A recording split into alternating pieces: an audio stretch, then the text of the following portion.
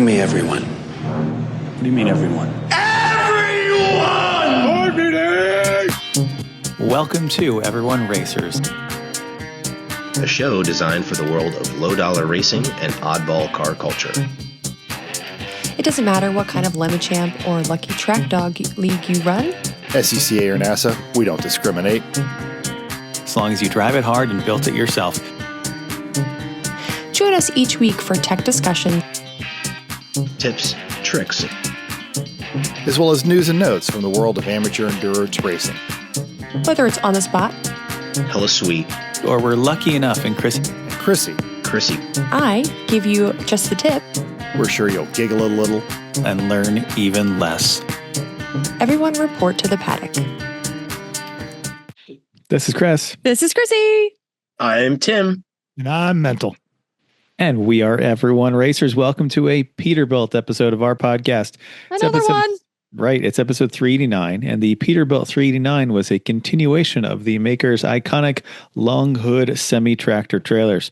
Released in 2006, the 389 had the longest hood in company history. Yeah. Wow. Look at that long. That's we always got to watch out on Western highways for some cowboy in a long-nosed Pete coming up behind you at about 90. Eastbound and down, rolling up in trouble. Yeah, and you know, if you've ever seen like any of the Final Destinations, he's hauling logs and he cannot stop inside like a county. Yeah. Yep. Oh.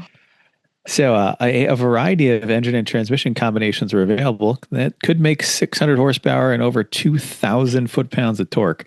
Options for day cabs and sleeper cabs started at 44 inches and went to 78 inches long.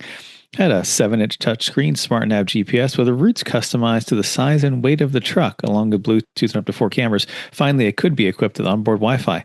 Known as the icon of the highway, it was Peterbilt's top-selling vehicle for years. Over 230,000 units has been succeeded now by the Peterbilt 589, which continues the long nose hood design. What was the sticker on that thing? Any I didn't idea? want to think about it. I'm gonna go with like quarter to half. Many decimals. Well, and I'm sure they don't even tell you where they start because they want you to option it up. So Yeah. it's gonna. Because you got to get all the chrome and all the things. And Oh, totally. Yeah. I'd But like- in I'd like defense, that sleeper cab is bigger than my combined with the truck is bigger than my first house. I like the 1200 LED light option. Only 1,200? Come on. Well, that doesn't include the trailer. That's just the cab. Oh, okay. I get it. Okay. Extra racing stripes. Okay. Ooh. What you working on? Who wants to go first? I've been working on the MG, which I've been saying for how long have I been working on the MG? So got the fuel because you've pump. been working on the MG that long. I'm not going to pick on you for having a long-term Yeah. project. You cannot. That is not Good. legal. Nope. So last episode, we didn't have a working fuel pump finally after however many years because of who knows how old that fuel pump was. So put a facet fuel pump in that I got from Pegasus Racing that's kind of designed to replace these, old, small displacement engine fuel pumps. Had a little bit of effort to get that primed and get the whole system cleared out and primed and the carburetors to do their thing. Like had to pull the air cleaners off and move some bits around and spray some carb cleaner in there to get it rolling. But once it did, it ran great. And we took it out for a couple drives. We went to the supermarket because that's about a mile away and then back. And downhill. Yep. For And milk. we went. Nothing Yep. else. Well, we went around. We Oh started. no, we ended up getting a lot of stuff actually. We did. Just Yeah. shove it in the. I had two Passenger things in my seat. my footwell, and because the trunk is full of stuff. So yes. We started going up the hill first to see how that went. And then because it's a long coast, we could coast back to the house. But no, we kept going all the way down the hill to the grocery store and back. And it was fine. It started up at the grocery store. Everything was good. And then later on, we took it to go get some ice cream because that's what you do with your random old car is take it to the 50s themed ice cream place down the road. And that was the 5-mile drive. Cause you always have these milestones when you're getting a car back on the road. You get the 1 mile, you get the 5 mile. Now I need like the 25 mile So I'll take it to work one of these days when the weather cooperates, and we'll see how that goes. So yeah, it's coming along. Yeah. Pictures soon to move it along for sale. It looks great. Like all the detail work you did on it, because I'd seen it a couple So times. good. We dropped stuff off in storage, but man, you really got that paint shining. Yeah, it looks great. The Civic has been tentatively sold to another racer that we know from the Yay. past. More to come on that once The it's actually super done. hot rod Civic. Yeah, the white one. Wow. And this weekend down at the shore, I replaced the batteries on the beach cart because they had gotten left dead for a winter, and they don't like that. So new ones. It was are in. more. It was more of a project than just plug-in battery, though. So that's why it's. Oh, so to figure out what went where, because the original set of batteries had numbered terminals, and you connect terminal 1 to terminal 4, et cetera. And this one, they were all gone, no pictures, no nothing. So, all right, how do we wire a 36 volt system in series in this? Okay, yep, got it. And so now it's all done. Ooh, spark. Nope, that's not it. Ooh, spark. Nope, Yeah. that's it. Smoke, not it. Okay. Yeah, Smoke bad. yeah, not quite. We didn't let the smoke out, and it works. So all good. And actually, that cart has a separate 36 volt and 12 volt systems, but they both work. So fantastic. Because Awesome. why wouldn't you? Yeah, well, Because Chris built it. That's why. Because Chris built it. Yeah. well, you need It's- 36 it's- volt for the drive, and you need 12 volt to run the USB ports and things that are on the beach cart. It's 'Cause basically a Peterbilt 389 of beach carts. It's the It long is. hood. It is. It looks like a huge shopping cart, basically. Anyway, Mental, what have you been up to? My brother was in town. They came in to see Kenny Chesney at the Sphere, him and his lovely wife Gina. So then they recovered on Friday, and Saturday night we went and saw one of the local shows here in Las Vegas called Atomic, which was actually really, really funny. And thank you all for moving it up an hour. I snuck out of work early because as soon as we're done recording here, I am running my wife to the airport to prep for Class B operations for the week. My the youngest of the girls' oldest son on my wife's side of the family is graduating high school this weekend, so all of the sisters are going to invade Seattle. I'm sorry, fun. Seattle. And celebrate that milestone. And then shortly, and then I had to go get the RV today because I am driving to Thunderhill this weekend. More on that in a minute.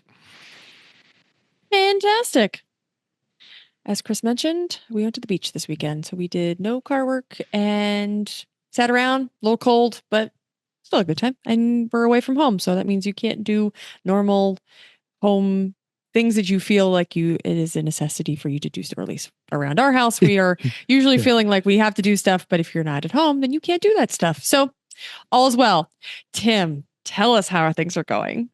Oh my goodness. So 4-day trip across the country with a new truck, a new trailer, and a new puppy. We're dying to And- know how the puppy did. How did it go? The puppy was a rock star. Oh, So we used the anti-nausea medicine every day, but by halfway, so like hour 8 of the first day, she was like, "Hey, I want some treats. Like, what's going on? How long is this gonna last?" Oh, Right. So yes. she started feeding her treats. She started to like not be drooly. But she just so the way we have it set up, we call it taco. It's like a hard bottomed, encapsulated back seat. And then we have a plastic crate that goes in there because she loves her crates. So we have a plastic crate in there with her bed and all that stuff. So, and she just hung out in there like the whole time and just slept and slept and slept. And the hardest part was because she got her last vax like Monday, we couldn't take her out on a leash very often. So she didn't really know how to go potty on a leash. She'd always just go like out in the backyard and off she goes. So that was tricky. So trying to get her to go potty. So we would Amy would go inside the store and then she'd run out all excited. So she would excited pee, right? And we'd at least get that. So we kind of worked through it. She only had one accident in the hotel, which was awful. The second night, she jumped up on the bed and peed on the bed. We were like, no, Oh no. and then while we were cleaning that up, she climbed under the desk and pooped under the desk. And we were like, no, This is not what you do. no. So that was the only whoopsie for the whole trip. And she's a rock star today. I took her for like a 20-minute drive. No motion sickness stuff. So I think she's, knock on wood, she's over it. Good. The new to me trailer was great. No issues at all. I had loaded Just with stuff. 5x8 enclosed, right? Just a 5x8 cargo enclosed. Yeah. Super easy. The gas mileage of the new truck, not great. Well, towing doesn't help. That's for sure. Yeah. I also have 700 pounds of wine in the back. Okay. Talk to the guy with the Escalade and the guy with the F-250 and RV about not great. Uh-oh. Give me a number. Give me a number of not great. It's better than that. Yeah. It was like, it was like 13 and a half to 14 for the whole trip. And that was at like 78 miles an hour the whole time. So that's pulling not that. That's pulling not a little okay. bit of wind. It's not bad. I would say at the Escalade mental gets actually surprisingly good mileage. Even towing the boat, which is aerodynamically tragic, it gets like 15 at solid highway speeds. So what about the ETC? Right around 10. That's what I'm expecting for mine as well. Yeah. So Yep. It was good. We got here late Sunday night. It was basically at the hotel between 10 and 11, up at 6 for all 4 days. Got to Maine, unpacked all day on Monday, dropped a bunch of stuff off in the garage, rearranged our living room here, and then we got like still trying to unpack and the house, right? Because we closed it down for the winter. So we're still like we've got fake flowers. We put the fake flowers out and mow the lawn and like trim all the bushes and blah, blah, blah, all the things, right? So it's a lot. It's a lot to do.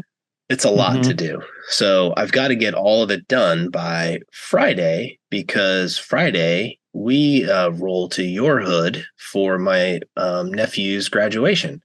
So we're going to be in Collegeville for probably a little over the weekend. I think we're going to. What?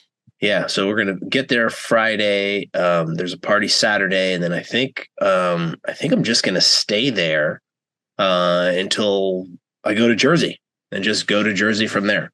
So we'll have to chat about that. Yes, we will.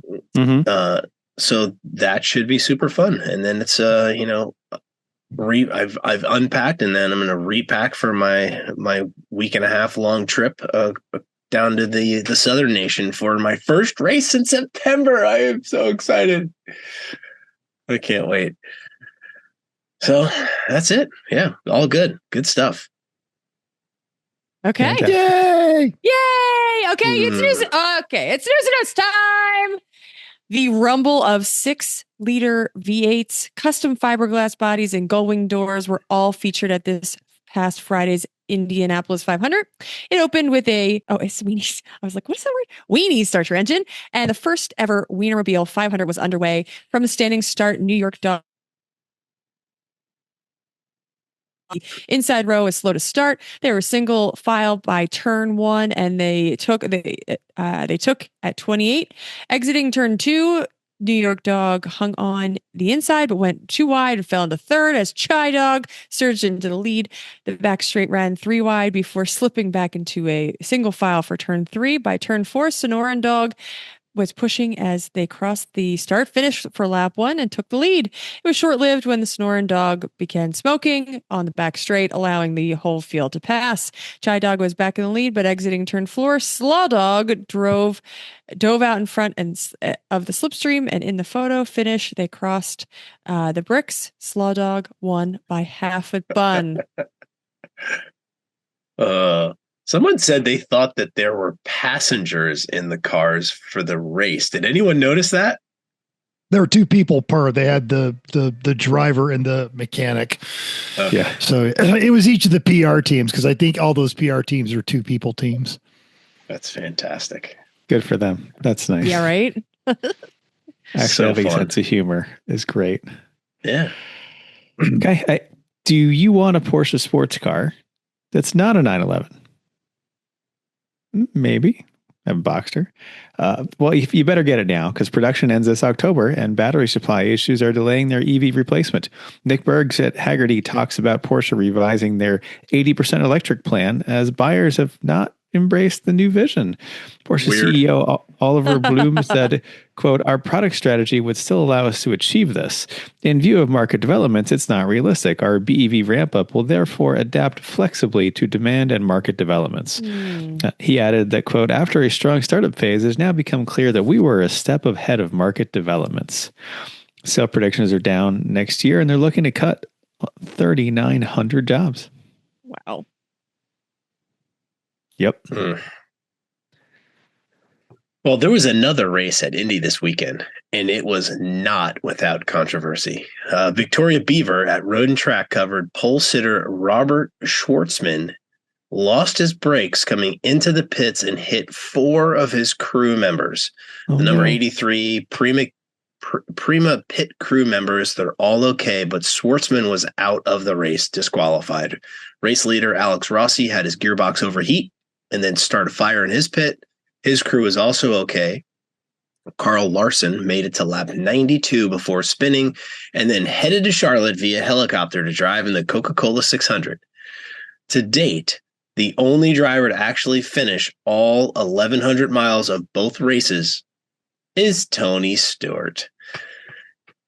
In the end, though, the race won by a Spanish driver, Alex Palou, in his first oval victory. DHL delivers. Did you guys watch it? I did not. Mm-mm. I have it taped. I have not watched it yet. Taped. That's Oh showing your crap! age, I dude. hope I didn't just ruin it for you. Recorded, taped. Yeah. No, Yeah. I've seen all of the things already, but I just need to sit down Okay. and watch it. I figured in your house you guys were glued to Monaco, because that was actually an interesting Monaco race for the first time in ever. I did watch that. There's Yeah, a right. rumor that Mercedes screwed up and forgot that there were 2 pit stops. And that's why their pit strategy was such Was a the shit worst, show. or they were just completely banking on something absolutely happening at the end. And Oh, It was a happened. colossal fuck up. It Yeah. might have been that. You guys have seen the yelling ladies and cat meme superimposed with Toto Wolf and Yeah. that was a good one. Oh, Surprising. not at all.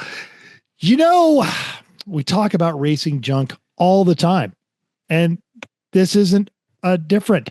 You know what you should buy on Racing Junk this week? A pro membership for 99 cents. What? You want to do some joy scrolling? You want to have some fun on Racing Junk? For less than a bottle of water, you can have a Racing Junk Pro Club membership right now. Short time offer. I mean, literally, like this weekend, it goes away. You can get 99 cents a month. What do you get for less than that $1? 5 free ad listings, 50 free photos to better sell your stuff, bigger thumbnails, free videos with your listing, early access, you're hiding your banner ads, you get $10 in upgrade credits, in-house customer service, plus a Racing Junk store discounts. You can buy like shirts and stuff like that, personalized dashboard favorites, all of it. That's $160. Literally for 86% off. Go to the link in our show notes and use code May99 at checkout. People, it's $1. Wow. $1. We haven't I'm had a little Coke. annoyed because we paid more for this for ours. We haven't had a code in a long time. What Yeah, is that? That's Seriously. amazing. it really. I'm seriously like 99. You can't buy a Coke for that. All right, you'll Can't get buy gum. Not even a can. you'll get 99 cents worth of just enjoyment scrolling through ads. So It's mm, yeah, it's That's it. 99 discontinued pennies, and you're there. If only the internet took those pennies. They would not. Where is the slot in the computer? Oh, You can actually put them in the USB. It only takes 3.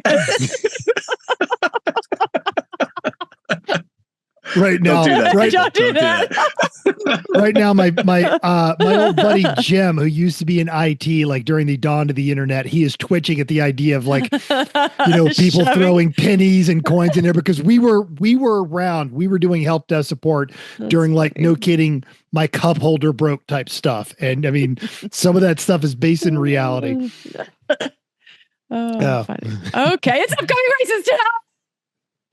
All right. AER is at VIR. They have 34 cars. There are only 2 or 1. I'm sorry. I read that wrong. 21 BMWs. OMG. Good news. that is 62%. Goose egg on the Miatas. All of the Miatas are protesting, apparently. Huh. 5 Hondas, 5 Porsches. The last 3, a Corvette RX-8 and a G35. Wow. It's easy to list them all when there's 21 BMWs. Yeah. Yeah, lots. There is so much room at VIR with 34 cars. Yeah, it's going to be like, that's easily a run group of a NASA weekend. I mean, you're not going to be able to see anybody. Wow. Okay. Lemons is the spectacular 25 plus hours at Thunderhill, longest endurance race in America. Prove us wrong. 117 cars, 16 BMWs. Yeah, that's we'll right. Applaud that ratio. Okay. That's great. Well done. 9 Miatas, 9 Hondas, 3 Porsches, and the finest of the usual West Coast usual suspects: the Elante, Huevos Rancheros, Ranger Road, Don Gier, and others. From our 5th host, Eric Rude, we quote, "We have Lemon's first unmessed with C5 Corvette. And baby, that is from Sorry for Party. The theme is epic." And Lemon's first very messed with Pontiac Tempest. I expect it to look a lot like the Bonneville. More importantly, we have 2 amazing head-to-head races. Electric Turtle Chevy Bolt versus Arc Blast's EV Datsun 620. We've got Arc Flash's twin-engine Focus versus Steel is Cheaper Than Engineering, better known as the triumphant return of the twin-engine Toyota MR2 FX16, the FX32. So that's 2 mashups, 4 cars, 4 gas engines total. Right. But those are great. Let's vote. Who's going to win? Chevy Bolt or Arc Blast Datsun 620? Oh, the Bolt totally is. I'm not convinced, man. That Arc Blast, I'm going with the Datsun substantially every time. But the flip side of that is Thunderhill now has charging on site, which makes it way easier for the electric. Yeah, that's so they don't have to go to Walmart now. So this one really could come down to the wire. That's going to be a fun one to watch. Wow. I think I'm going with the Datsun. Love you guys in the Bolt, but I'm going with the Datsun. They're both winners. Yay! Yay! Everyone gets a ribbon. Okay, it's recent results time. Champs, the Embracing AI.ai double down at the Glen, back-to-back 7s. Hopefully their weather was better than the last AER race. Whoops, and I totally did not. When I did all the work on the I did not. There was a race, and someone won. That's what we got. I know. I know our friends from Fat Cracker out there, and my buddy John Artman. Their car broke early on, but yeah, like it was much safer race this time, so they got good racing. Sure. No fog. Yay. Okay, listener feedback time. Well, on the shopping road trip episode, Charlie P said Michigan has the Gilmore Museum, which is probably about an hour-ish from Gingerman. And if you're in Eastern Michigan, the last known Hudson dealership in no idea, it's Ypsilanti is a little museum with a decent collection of Corvairs and some other stuff. South Bend has Studebaker Museum. Ohio actually has 2 Packard museums. The one you're familiar with is in Dayton, and there's another collection just above Warren, which is above Youngstown. There's also an AACA museum in Hershey, PA, as well as a newer one near Lancaster and in Intercourse, named Barry's Car Barn. Lastly, there is the Boyertown Historical Automobile Museum. It's not very well known for whatever reason, but from all accounts, he heard it's really, really worth a stop. We've driven by it a couple times, and every time we are not in a position to go in. So You should drive your MG there. Check it out. I don't think it's going to make it. Maybe it will. Don't say that. You're trying to sell it. I know. It'll be fine. It can It'll hear me. totally be fine. It's got You like always just 7 have to have moving parts. Yeah, you have to have a spirit of adventure when you drive these. And mental, it had no problem running past 60. Great. No overheating, no problems. Oh, my car will run up to 80 for a few minutes. Yeah. Until it doesn't. It can hear me, so I should not fuck ill about I it. haven't seen what happens when I don't slow down, and I'm not gonna. So, yeah. Okay, on the Jeff Stobbs episode, our friend Troy found the audio-only version and was amazed it only had 11 views. We pointed him at the full video, and he said, this is better, way better than the audio-only version. I'm not sure why this didn't come up in my search. Now, on our Survive the 25, Michael K said, I was unaware of the Bongo Friendly. I am ashamed. But then he goes on to say, Mental may remember the Bongo as the original Tiger truck models. Now, they're all Chinese copies of Suzuki models made, finger quotes, in Poteau, Oklahoma, and sold to farmers. And they are allowed on all but federal highways and basically registered as tractors. And now I am the one who's ashamed because I did not know that, but I did go and find it. Tiger trucks. So you can buy an American assembled Chinese knockoff of a Japanese K truck. Who knew? Still not a Bongo friendly. It is not a friendly. It's friendly, but it's not friendly. But now Reference. Michael fell into the Chris and Chrissy category on the attitude because he said, quote, the only way to enjoy a full 24-hour plus race is with a nice chair with an umbrella and a cooler full of beer and a spectator band. Mm-hmm. Agreed. Mhm. Yep. Mike A said, wait, one thing I did not hear, and maybe this is assumed, but stay off the curbs.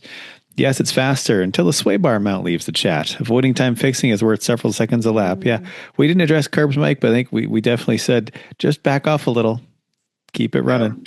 That's how you go. The curbs are actually really friendly at Thunderhill. Some But of them. not all of them. Yeah.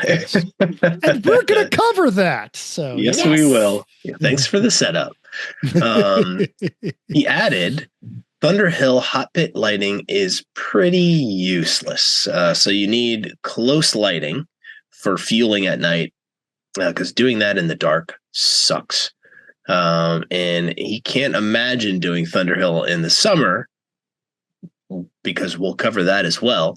And of course, December was like 36 degrees and raining, snowing. So that's its own degree of hell. Now we got a hello from my buddy Chris Carbine in Nolans. And if you are in the market for a very special pre-owned car, you could do worse than to head on Carbine Motors. Sure. He does have an 02 Z8 BMW, which if you're watching this, there it is. He's also got a Ferrari. Does he have it listed on Racing Junk? He does not. This is on his website. Tell him it's only $1. Right? It's only $1. Yeah. He's also got this really good deal on a 2018 supercharged Land Rover. So if you're looking for a cool car, and actually I've known Chris since I lived down there. He has just these connections all over the country. If you've got something special you're looking for, give him a call. He might be able to find one. Oh, okay. On the socials from last week, Tyler said, I disagree with Mental's claim. I had Malort once and never again.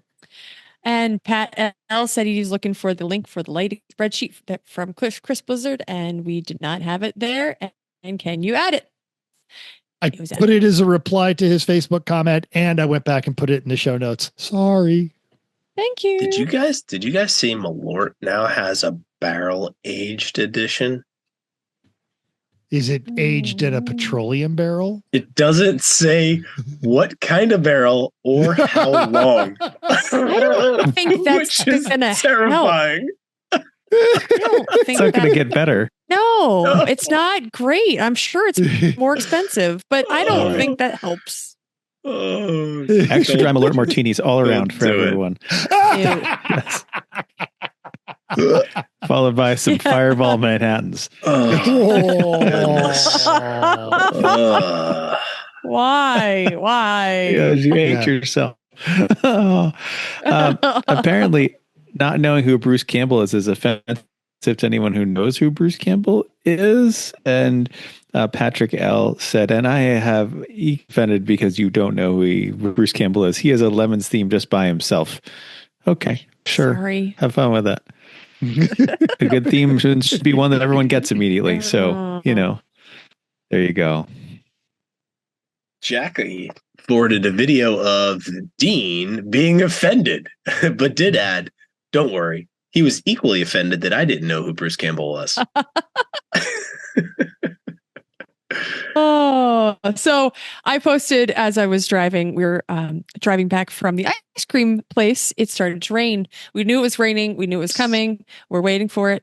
And then it started raining. So I posted a video. I don't think I put that on Facebook. I think I put it on our things. But Eric K said it looks gorgeous. Al Jones said related to a Bigfoot sighting. And longtime buddy Eric P said, when I laid eyes on that car, it was just a pile of parts under a tarp. Great work. Now brace yourself, co-host. We even got comments on Reddit from our rally picks. Seeker80 said, looks like fun, maybe even fast. But he did call us everyone razors. So I don't know.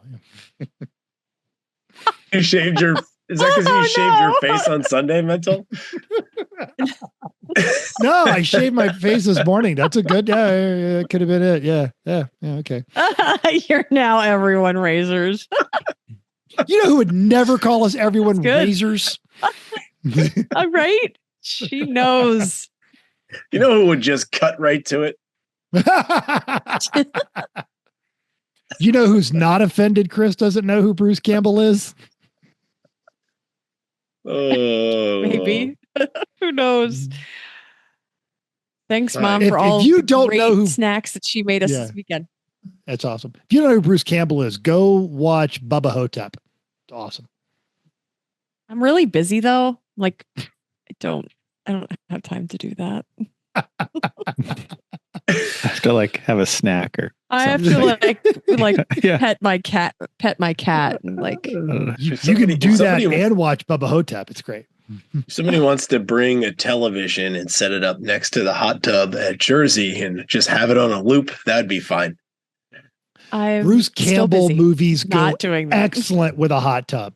Army of Darkness, Evil Dead 2. Those would be great. Yes. Really busy. Okay, it's Maytime time. Let's talk about racetracks. Woo! Well, last week we talked about a true overnight endurance race. And now we're just going to be specific about the Thunderhill event. So if you want survival tips, listen to last week's episode. It's right here. Everyone point up and then it'll be close. It'll be one of them. Yeah, exactly.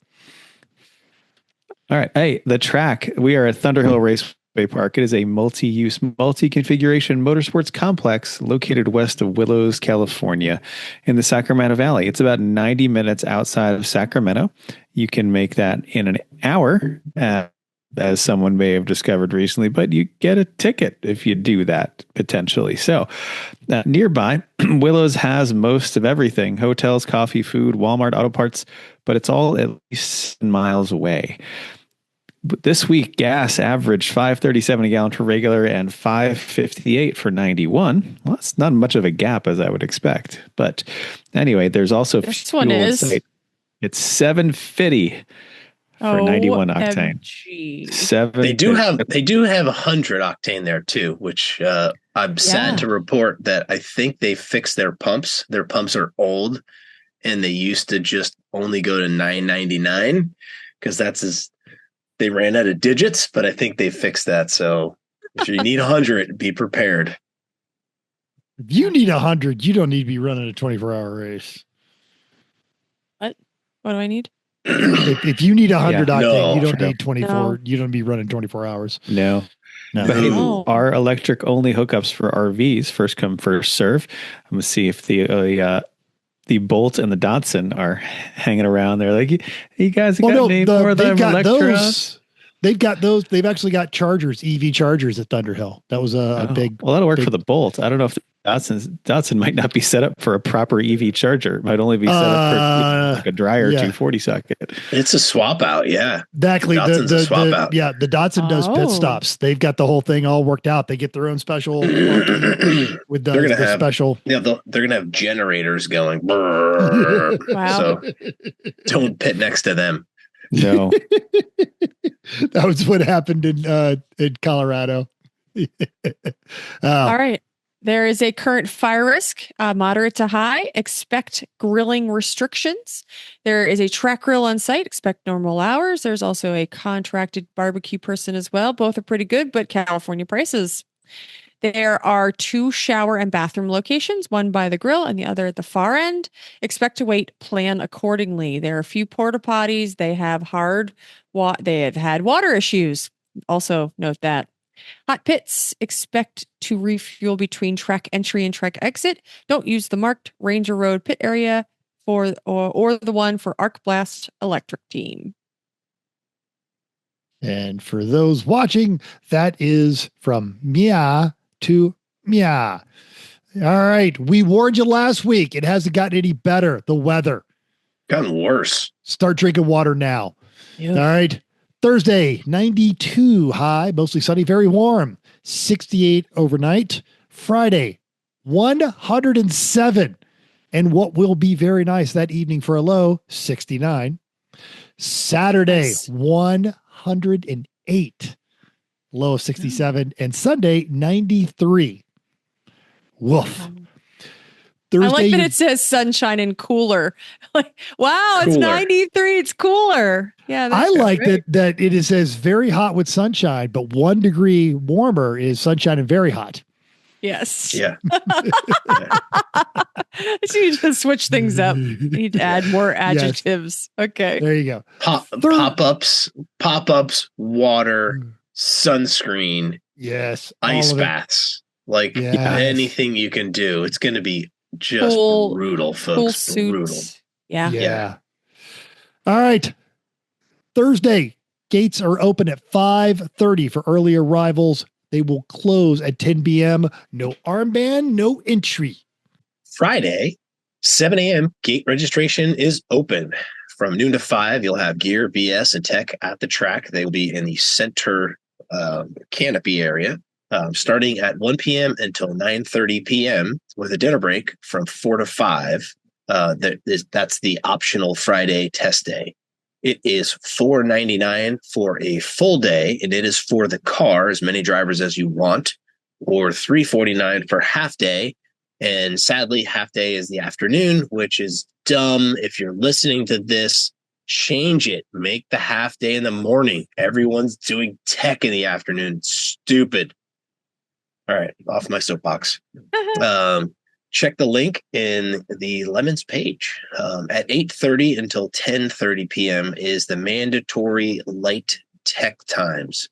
There are no assigned times. Just pop in, go and get yourself checked out. They have a special sticker for you when you pass. Super, super important. If you have giant LED light bars that you bought on Amazon or Temu, that's not going to make it. So better check that out right now. 9 p.m. gates and registration close. No armband, no reentry. Saturday, 7 a.m. gate opens. 9:30 drivers meeting. Now, the And then- website still says 10, but we're bumping it up a little bit because we got to get started early. We got some extra stuff to cover. Full show. So race starts at 11. 7 p.m. gate registration closes. Sunday, gate opens again at 7 a.m., checkered flag at 12:01, and the awards will be at 1 o'clock, and you can pack up your melty things and head on out of there. That includes you. You're a melty thing by that point. Man. For the lighting, we've talked about it. We're going to talk about it again. I'll have the link. I actually will have the link to the blizzard. All your numbers must be illuminated. That includes the roof and the hood. You can outline it with those LED strips, or you can have the trailer lights shining brightly enough on there. On level ground from 25 feet away, forward-facing lights have a hard cutoff at 40 inches or less above the ground. We are testing this on site, and I know this because a very good woodworker has built this, our light testing device. No forward-facing light may be higher than the car's original equipment headlights as they were delivered new. Overly bright, dazzling lights will get you black flagged. And from dusk until dawn, all cars must have 2 working headlights, 1 working taillight, 1 working brake light, and all the numbers must be illuminated. That's an additional thing. You have to have a taillight and a brake light. So have all that taken care of. I wish I had more than that, but Yeah, do more than that, please. 2 is good, because then if one goes wrong, you still have one. Yeah, So- when one breaks. Yeah. Parking, paddock, and facilities parking is a first come, first served basis unless reserved parking is specifically mentioned by Lemons or offered by the track, which means not you, basically. Okay. Yeah, I love working at staff and people park and where the sign really large letter says staff parking and they say, "Can I park here?" I said, "Are you working for Lemons?" They say, "No." I said, "Well, no. Then no. no." See, There you go. What? Yeah. And don't park in staff parking because we have friends with tools and free time. And Yeah. Every welders. Yeah. Every team entry, which is each race car, gets a single 20 by 40 space in the paddock, in the main paddock. Anything that doesn't fit in that box, like your Texas Giganticus Edition F350 that you use as a fuel cart, you've got to park those in the spectator and overflow parking showed on the parking map. Yep. Now, we're going to do the best part. It's going to be the turn-by-turn track walk, not hosted by me. By Timmy. Well, I have a lot of miles on this track, between the 3 mile and the 5 mile racing and coaching there.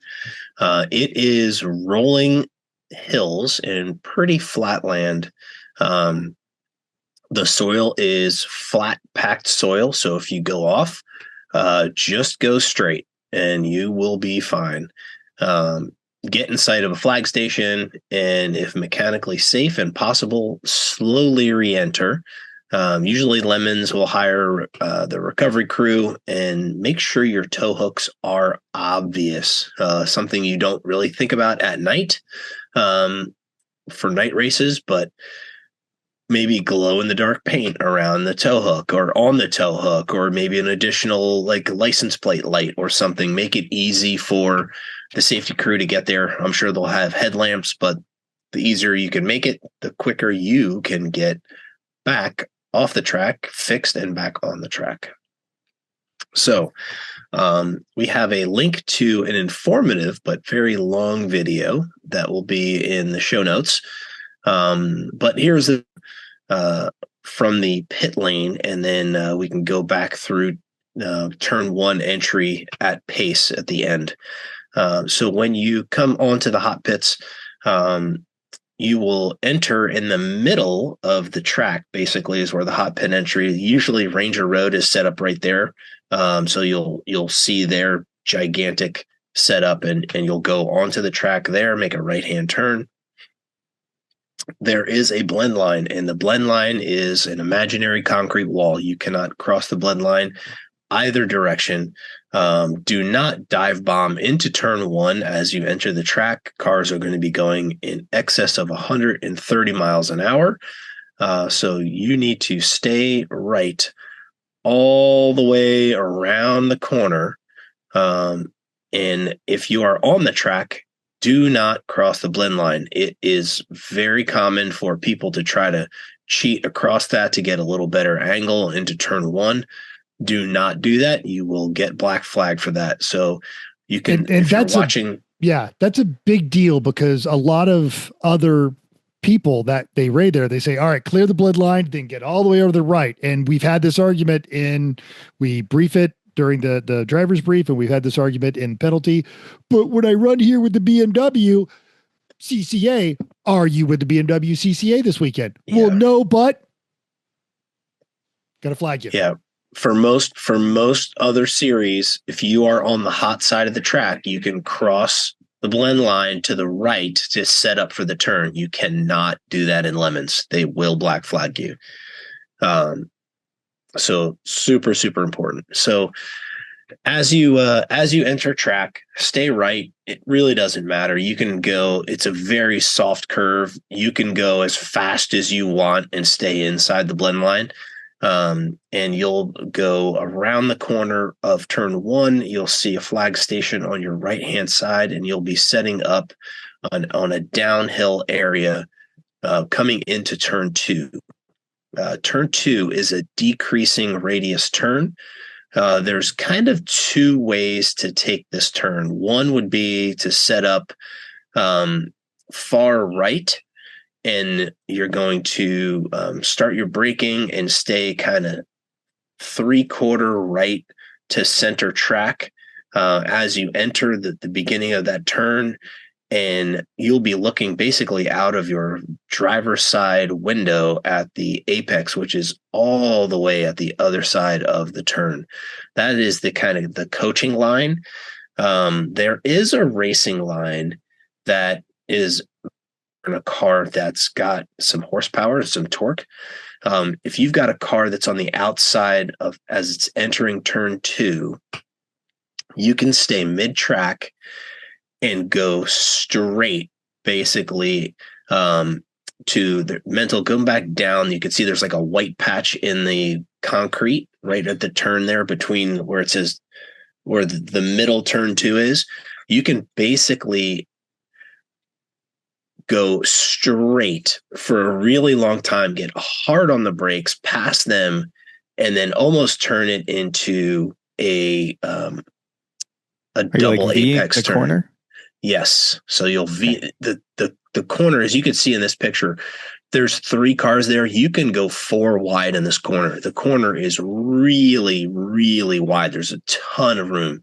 So you can end up going really late and really deep, hard on the brake, and then turn left sharper than you normally would. And you end up in the same spot of the track if you took it the other way. But it's a great way to get past a couple of cars if you've had a hard time passing them. So it'll set you up right on that kind of black line center track. And now you make a harder left to kind of double apex this turn. So if you're doing the traditional route, you should be trying to get those left tires on that white line as you exit. And then there's curbing on the right at track out. You should be aiming for the end of that curbing on track out and back on the throttle. So you can really use the scrubbing power of the turn to reduce your speed on the driving instructor line. If you're going to stay wide, you get a little bit of brake, stay wide, you'll scrub speed. You can kind of play with it a little bit. There's a lot of room for you to save it in that corner. If you want to try to see how much performance your car has in the turns.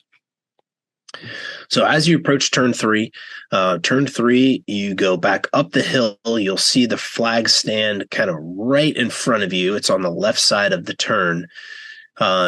It goes up over the hill and then it falls away, and then it falls away off camber. So you need to get your braking done prior to the crest of that hill. And it's usually you're set up kind of left side of the track, a little bit of I don't want to call it a stab of the brake, but a quick press of the brake to just scrub a little speed off.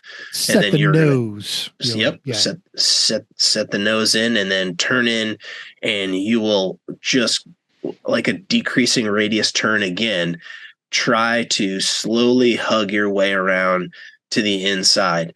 I've found that being left on this turn has got more grip unless there's a lot of marbles out there. So it can get marbled up for people being, if you've got only people hugging the inside of that curb, but with as much traffic as you're going to have with 100 plus cars, you might be able to go a little bit wider than kind of say center in that, and then pinch that last inside right corner. And I've noticed if your car doesn't mind off camber, like if it kind of leans and it'll still grip on the outside, that's a good one. On lighter, like the Failbird, oddly enough, seemed to kind of like it because it had muscle, but the E46 that I ran hated it. Absolutely could not stand it. Yeah, it definitely is dependent on the car you have. So play around with it a little bit. You're going to have 25 hours to do so. So you'll have plenty of time. So as you exit 3, you want to stay as far right as you can. And you will be looking at that curbing on the inside on the left. You're going to be making it right. You got to have right hand steering angle as you come out of 3. Once you exit 3, get the wheel straight for just a millisecond. Let the car settle back in. Let the weight shift to neutral, and then turn in for 4. And you want to hit that end of that curbing on the left. So as you come out of turn 4, there's a blue line on this screen. Ignore that. You want to be right where the grass and the concrete come together at the end of that curb. You want to try to catch that and straighten that out. And you should be on the throttle full. Here's a little tip for people that are doing this. Put the throttle pedal to the floor and encourage yourself to do so. Very often I'll see people maintenance throttle up this hill. Put it to the floor until you're ready to hit the brakes. It's scary because you're going up the hill to the crow's nest, but put it all the way down, and you got plenty of time to get the braking done and the hill to help you out. So as you come up to 5, you want to look at that, at the crow's nest there. It is right in front of you. It's really prominent, especially at night, because cars will spin going over this hill, and you need to know that is what's happened. So as you're coming up the hill, stay far right. Mental backup just a smidge if you can. Now look to the right. There is, right by the 1 marker, you can see a little white strip that sticks out from that white line. Every single turn at Thunderhill has a little white line that's painted on the track. That is your turn-in point. They do tons of driver education stuff here, so they have that on every single turn. So your turn-in is really late. It's going to be right after that 1 marker, assuming that's in the same spot. And the way to take this turn is you want to put, for most cars, you want to get the wheel, you want to put 90 degrees of steering angle in. You want to just kiss the edge of that curb with your driver's side tires. And it's a cadence thing, right? So it's turn the wheel, 1 count, open the wheel. And as you do that, you will come out of this turn and you will be heading down the hill right towards, in the distance, you'll see there is a crosswalk that brings you across the track where you can see. So it's there's a tree and a light post. So it's hard to, right there's the light post. Just to the left of that light post is the crosswalk. That is going to be what you'll see first. You want to aim at that light post there. It's the pedestrian bridge over the back straightaway. Correct. Yes. Yeah. Yep. So you want to aim at that light post just to the right of that bridge. You will see the light post before you see anything else because you're going up and over a very steep hill. Point your car at that light post. You'll be able to see that at night as well. So that's a better than the bridge option. So what do you do at night? Everything you just said. Aim for that light. Yeah. You, the light's going to be on. Approach the hill, as you approach the hill, a light. the flag station will be lit. It's also painted white. It's very obvious. Get on the right side of the track, hit that white hash mark, turn, unwind, light pole, downhill. Yeah. I just figured you're not be able to see the bridge. So the light pole will just be like aim for a light in the sky. Aim for the, Okay. It's going to be clear. Yes. And it's a timing thing too. Some moonlight. Yeah. As you do this track, it's really that turn is scary for people that haven't done it before. But when you get the cadence of it down, it's literally 90% of the cars out there. It's you get to the hash mark, you turn the wheel 90 degrees, you clip the curb, you count to 1, you open the wheel, and you're right where you need to be. If you hold it, people want to hold that angle for too long, and then they're driving away from the track. That's such a common mistake. Or they end up pinching it. Mm-hmm. Yeah. Yep. And as you're coming down that hill, you're going to pick up a crap ton of speed, and that whole hill is off camber. It's not unmanageable, but just you need to know.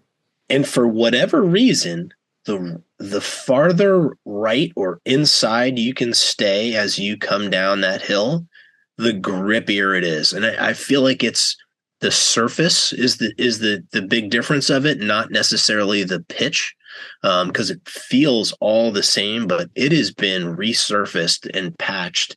And whatever reason, the inside of that patch is grippy. Now, if you've got a car that's slower or maybe screwed that turn up and you come over that hill with a little more pace, you can definitely get around them on the outside. And there's a lot of room to do that. So that's turn 5 and 5B.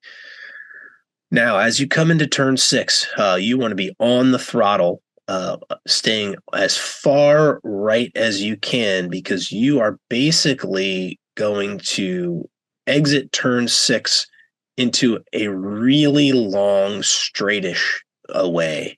So turn 6, you need to get this right. So once again, there's a hash mark kind of right at the end of the curbing on the right-hand side.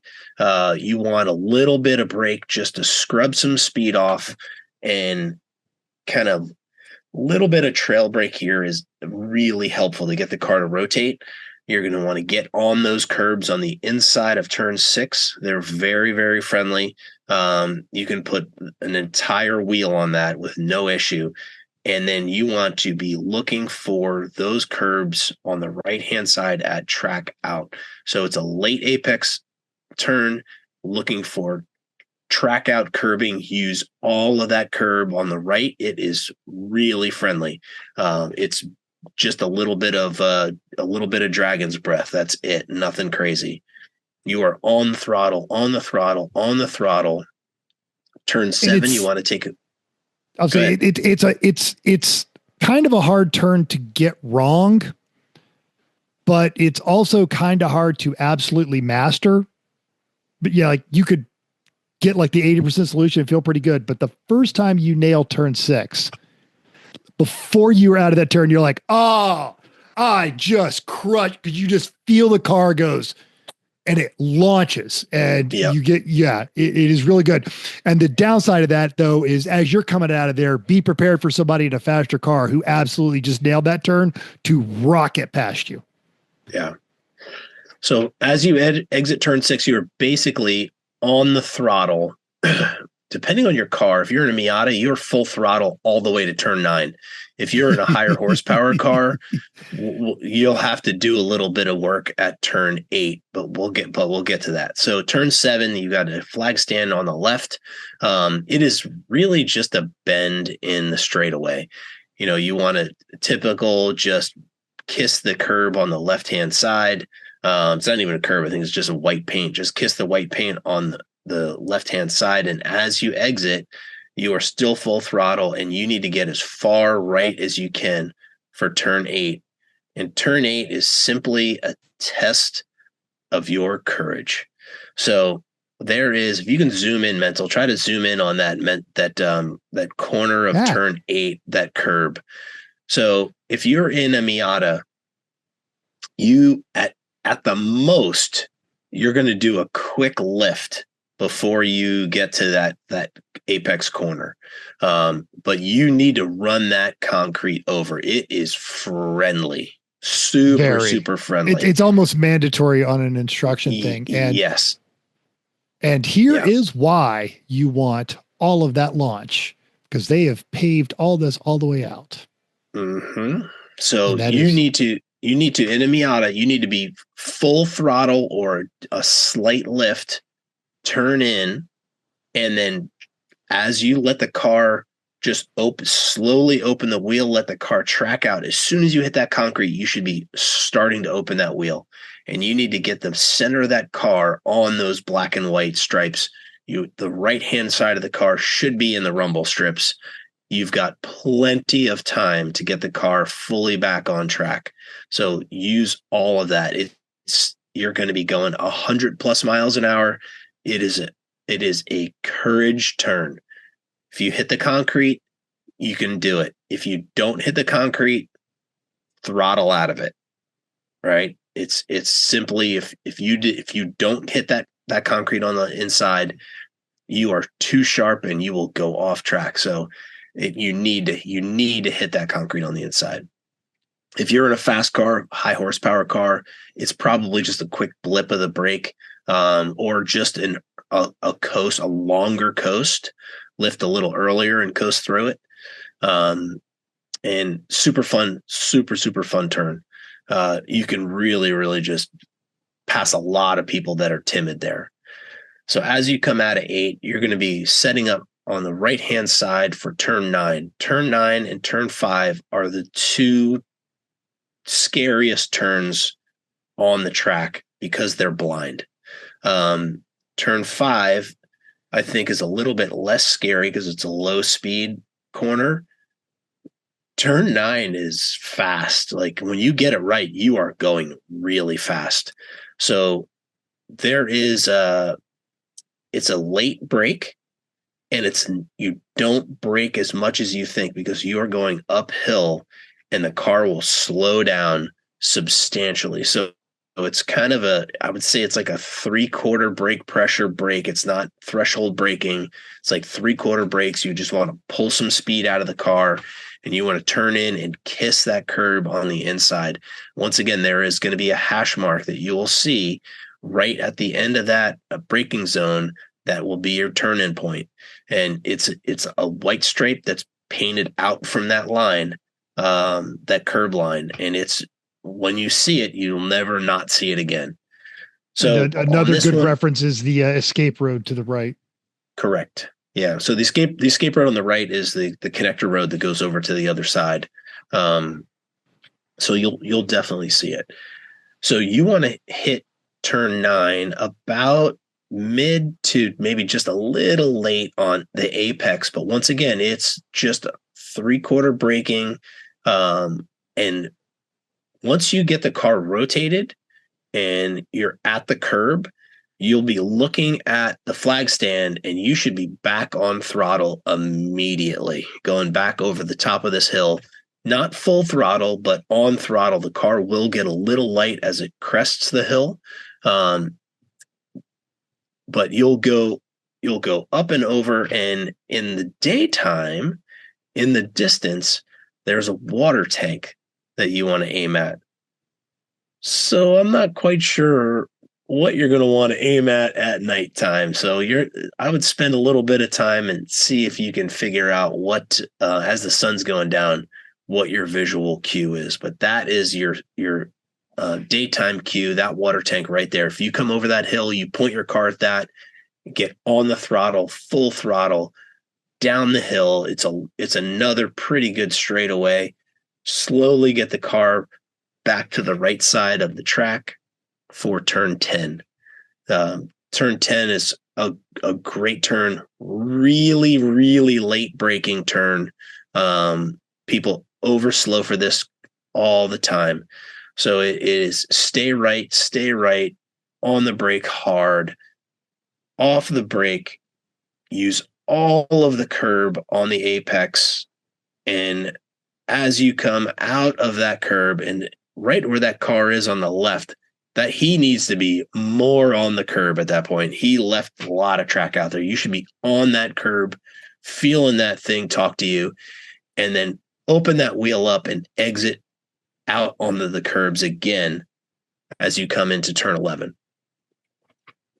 So turn 11 is the slowest turn on the track. And I'll keep jumping in here. No, You're please gonna do. Find, Please you're do. going to find people between turn 10 and turn 11. They're going to try and pass you. They're going to get on the throttle. They get right back on the brakes. And don't do that. And if you've got a driver on your team that's doing it, make them stop doing it because they're just wasting fuel and gas. You want to get into the throttle, but don't jump on the throttle because then it's just that much harder. You got to brake and you gain nothing. Correct. They waste fuel and gas. Interesting. I'm sorry, fuel and brakes. I knew what I meant to say, but yeah. Yeah. So just be smooth, kind of roll out of that throttle and then come back out of the gas and set yourself up for 11, which Tim's going to walk you through. So 11 flag stand is going to be right in front of you. Generally, that is one of the two black flag stations. So take a look at that and expect to see your number there at some point this weekend, either there or start finish. But it is a late turn in. So you want to get on the brakes hard, very late, basically stand the car on the nose and let the back end of the car rotate around. And you want to try to hit this turn very, very late in 11 and back on the throttle as soon as possible. So stand on the brakes, get the back end of the car to rotate around, back on the throttle hard. When you exit out of here, if you try to stay on the racing track completely, you'll have to go left and back right. But there's a lot of runoff right here. It is divoted up a little bit, so it's a little bumpy. So depending on your car, you might hate it to the point of the listener earlier. If you run that over for 25 hours, you may have things come loose. So try to avoid it if you can. But it is friendly if you need to run it over. If you've got a car in front of you, you need to get around them, use it. And if you're not using it, that's fine, but don't be surprised when you get passed by somebody who just basically turned 11, 12, and 13 into a straightaway. Yes. Yeah. Other organizations will put tires there to keep people from doing it. We're not doing that. Yeah. So as you come out of 11, you are on the throttle, and it's just a little bit of a, kiss it on the right, kiss it on the left, track out all the way to the right as you come out of 12 and 13, and you're basically on the gas the whole way from 11 all the way down to 14. So as you come through here, you want to just let the car drift out to the right and slowly make your way back to the left. Great spot right now to check your mirrors, check your gauges, talk to your team if you need to, and get the car on the left side of the track. So by the time you get to that pedestrian bridge, you should be tires on the left side. There's a lot of time to do it. So don't feel like you need to rush over there. Don't do anything to unsettle the car. Great brake markers. Depends on what your car is and how good it is, but it's probably between the 2 and 4 brake marker, depending on your car. And as you come in, it is going to be hard on the brake. The flag station is on your left. Make sure you keep an eye out for that. They'll let you know if anything crazy is happening on the exit. So 14, you've got two turns here, 14 and 15, and they're really kind of one turn. So you want to get on the brakes hard and late. If you screw it up, there's plenty of track to go deep. So don't worry about that. Don't flat spot your tires. You're not going to run off and crash into anything. You got plenty of time to do that. But it's a really, really late brake and turn in. And you want to try to catch the curb as far along as you can on the inside, on the right-hand side of 14. And once you do that, you'll turn the car, you'll set the wheel to an angle. And if you've done it right, you'll keep that angle and that wheel for almost the whole time around until you get to about the spot where Mental's got it right now, where you'll start to open the wheel slightly and let the car track out. And you will see blue and yellow painted lines, and you should be driving on those. So it's black and white in this picture, may have repainted, but you should be driving on the black and white. You should have your driver's side tires on the Dragon's teeth and stay left. You basically want to exit kind of off the track as far as you can. Stay in there, keep that steering angle, just a little bit of steering angle until you start getting set up for 15. So at the end of... Worth noticing, pit entrance is on your right. So before you come in... Oh, sorry. I'm sorry. No. Totally talk about that. If you're going to do that, when should they do that, Mental? I am a big fan of sticking your hand out that window before you get into turn 14 and stay on the right side. So then people know they can pass you on the outside, like Timmy just told you. So they just get one car length over and then they get right around you and it's not a problem. So you do that handout thing and let people know you're coming into the pits. Yeah. If you're going to pit, you need to be on the right side of the track before you get to the pedestrian bridge. Really good point, Mental.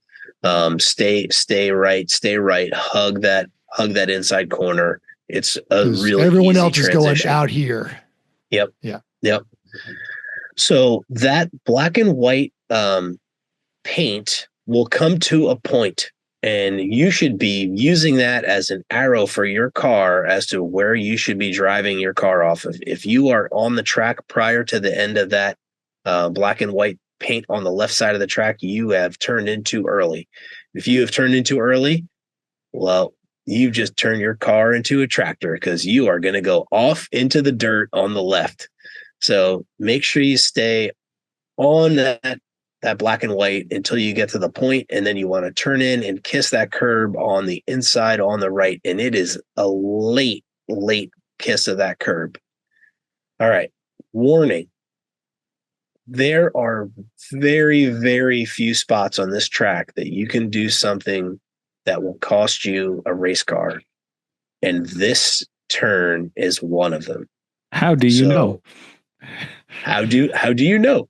Well, I did lose a race car on this specific spot, but that was a contact issue, but you can do it all on your own too. So very commonly what happens is people will pinch 15, right? They'll turn in a little too early, put two wheels in the dirt on the left. They'll add more steering angle to try to fix that problem. And that is a really bad situation because as soon as the car gets back onto the track and all four wheels are touching, you now have too much steering pointed directly at that wall. So that car will hook. It will go straight at the wall. You will counteract that, turn hard left to steer into it, and you will go into the wall backwards at 95 miles an hour. It's a really bad day. Don't do that. If you screw up turn 15 and you're going to go off the track left, just drive in the grass until you get halfway down and you are safe to get back on the track. Yeah. If you are really watching friendly on YouTube, this is why these tires are this deep, and they already have the replacement ones set up right there because they know they're going to have to do that. So don't. Yeah. It's the only spot you can get yourself into a lot of trouble on this racetrack. So if you go wide, if you're going to go wide on 15, if you pinch that corner early and you're going to go wide, just embrace the suck, go get dirty, take your time, slowly make your way back on the track. You'll be fine. You'll be fine. If you try to be a hero, to come see me or Jim or Yep. Tom, it'll be Yep. a nice conversation. Yeah, and Way you could better talk than about- wadding up a race car. yeah, you could talk about what a good job you did and not, being an amateur and driving into the wall. So then we'll commend you for it. So Boom. that is 15. It's a really long straightaway. You can take your time getting set up on the right side of the track. Start finish is at the far end of the straightaway. Take an eye up in the sky for the flaggers. Make sure nothing's going on. And turn 1 is a really fun turn. You want to come in there. It's a late break. It is a trail break turn, and you want to hit the apex, kind of mid apex. I like to not threshold break this. I like to get my braking done just a click early, and then trail brake into the turn because I feel like the car just sets up better, right? If you don't have to let the weight of the car come back to you, it likes it. And if you do this turn right, you'll be mid corner 90 plus miles an hour. You want to clip those curbs on the inside and let that thing track all the way out to the curbs on the right. But as you're approaching, make sure you don't have traffic coming exit on as they're observing the blend line. So keep an eye on that, especially at night. Make sure you don't have a Mitsuyoka Vute that's going 40 miles an hour on the outside, monitoring the blend line, and you're going to track out right into them. So super fun turn, really fun track. Just turn 5 and turn 9, take your time with. Like, build up. If you haven't been there before, build up on those turns and do them slowly. Get your confidence in, and you'll be able to really just tear through those by the end of the weekend. And you've got literally 24 hours. You're not going to win the race your first lap. 25. Yeah, this is a great track to learn because there is so much elevation change, and you can really start developing a feel for your car. It's like the anti-button willow. Yeah. Yeah. Yep. It's a really good racetrack. It's a really good racetrack. It's got a lot of different things. There's different spots that you can, if you're working on a thing for your driving, for example, trail braking, or if you want to check and see, does my car understeer or oversteer? Like, turn 2 is a great turn to do that. It's super wide. You could throw it in there and see what it does, right? If it oversteers, steer into it. You'll be able to stay on track and be able to find out, right? So if you're doing test day and you want to mess around with things, turn 2 is awesome for checking some stuff out. It's really, really good. Cool. Going to be amazing. What I It miss? is going to be amazing. Couldn't tell you. Nailed it. Never been Crushed there. it. Don't know. You guys have to come. I want to just reinforce this is probably one of the best tracks to go off. It's not like Button Willow where the entire world for 4 County knows because of the dust storm that you went off. And as long as it's not raining and that stuff's not all muddy and caked onto your car, it's agricultural land. So it's that good, hard packed, a little bit of clay in it. And, I'm not telling you to go off, but I'm saying if it comes down Don't to go fight off. the car or go off, drive the car off, drive it off straight, slow it down, get under control. There's only like really that one wall that Tim talked about to hit, and it's because you were fighting it. So it is a nice, good learning track. That's why they do so many schools there.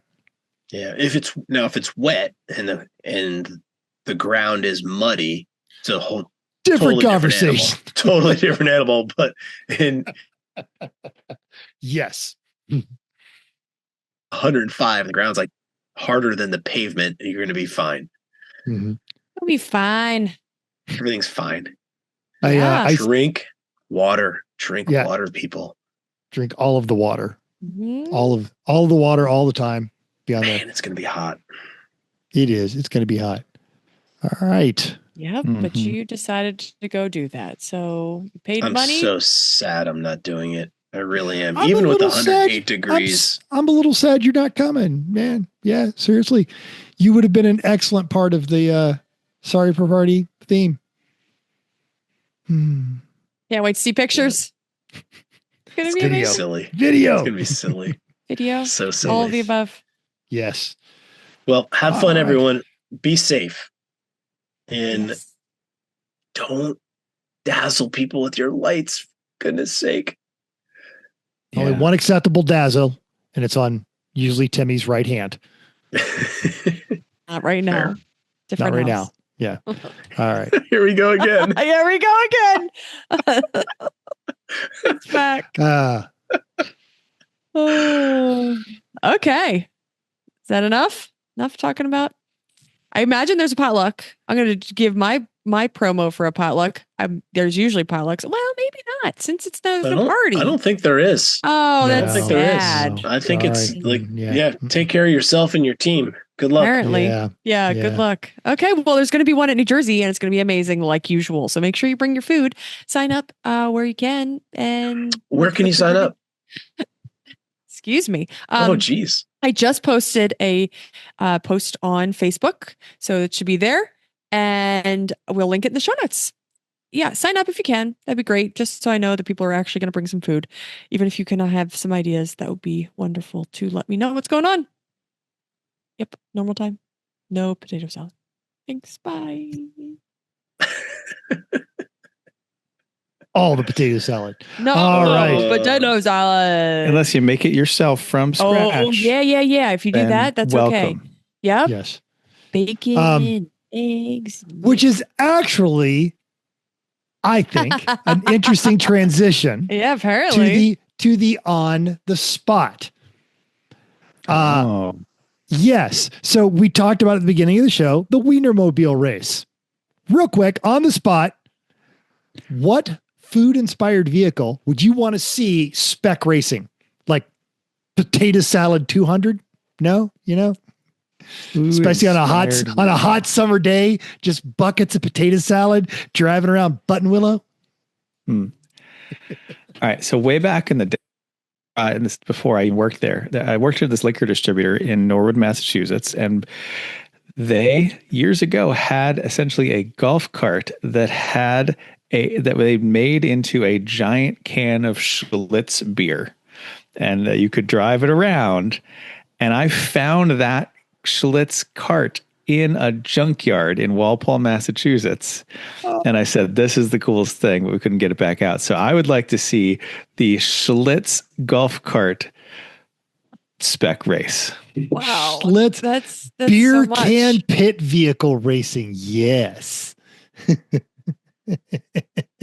Food inspired. I would say, and this is a me thing. I am partial to ice cream. Just partial? Yeah. Like if I'm going to choose a dessert, like it's going to be ice cream. If That I'm going to could have be a cake for my birthday, it's going to be ice cream. Totally. Okay. So I'm with you. I feel like nothing would be friendlier than 30 ice cream trucks going around with the music playing the whole time. It'd be like the friendliest race ever. And then for pit stops, like they'd come in for gas and change tires and they'd be handing ice cream out to people. I feel like that would be a really fun spec race. That's a great one. You could call it the Jeff Stobbs 300 because he always gets ice cream. The only thing that's coming to mind when you go down to maybe other shore towns, but I know Wildwood has a truck that has fruit that they sell out of the back of the trucks, and they kind of like pull over to the side and they like put the little arms down, and they lay out all the bananas and stuff. Yeah. I think you need to race fruit trucks. We get Can a you lot have of a guy? those. Yeah, I get a lot of those. Like when I drive to through Bakersfield, there'll be like avocados and oranges and all that other kind of stuff. That's great. Yep. I feel like Watermelons. you need a guy in a harness in the back of it, like chucking fruit at the other car. Yeah. Yeah. Yep. Kind of like Mario Kart, except there's the banana just bounces off your windshield and yeah. Fantastic. Way back when we started this in 2015, we did a cross promotion with the Camden Tubbed podcast. And this was my answer that inspired the question. And their question used to always be, what food is the hardest to eat in your car? And no one had come up with this. And Chris said fondue. I stand by my answer. I think you're not wrong. Because he's not wrong. And I want to see pickup trucks with the beds full of fondue. And the beds are full of fondue. And that is part of your post-race qualification, is how much fondue did you keep in your truck while you were hot lapping on there? So you get like the more fondue you lose out of there, the more time you lose. So that's what I want to see. Is the fondue hot? Can we do chocolate fondue so it doesn't like kill people? And but then I was thinking the opposite of like, when you go, you can cheese fondue. I was going to cook the meat in the bucket of boiling hot oil. That's what I was picturing. I was going the other way. Woo! The safety professional goes straight for hot oil. Shoot. I was thinking cheese or chocolate. Yeah. Okay. One step up from this, the heat for the fondue has to be powered by the car. Oh, yes. And there's a minimum temperature. Yeah. Yes. Oh, that adds level of difficulty here. Okay. Yes. Fondue 100. Love that. Yep. I feel like some kinds of soup could be right up there too. Absolutely. Yep. Yeah. All right. I'm going to ask a question that I think we have an answer for this time. We might know the answer to it. What are we going to talk about next week? If we only had anything going on. What was it? Yeah. What is going on this weekend that we might know about? I don't know. We'll find out. Tune in next time. Stay tuned. But also, not just the hangover, but there's also the Joyzy preview. It might be both. Probably is. Probably will be both. It'll be fantastic. Why not both? Why not both? Hey, tell us what food you want to race. Throw it in the doodly-doo or email us. Yeah. Can't wait to hear. Yeah. And please check in and let us know that you didn't die from heat exhaustion this weekend. Or if you did, just let us know that too. Now, who's bringing the biggest spatula there so that they can pick the people up off the pavement after they've been there for a while? Just bring some shovels by. A broom. All right, quick story. We'll wrap it up with a quick story. So, my birthday many, many years ago, when I was first joining the knucklehead crew that I'm running with now, and we had a Nissan 240SX, which we blew the motor up. Weird.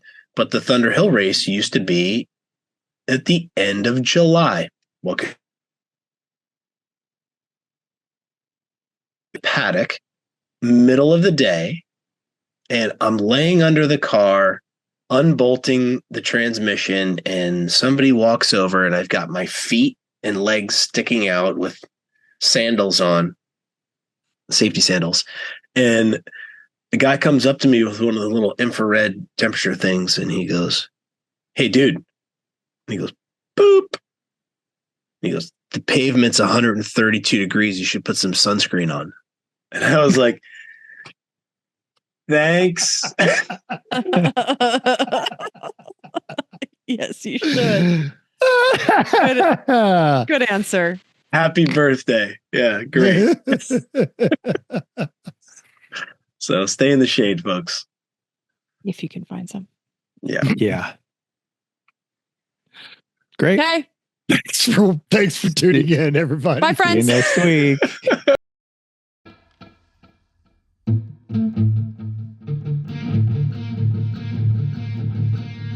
Thanks for downloading us.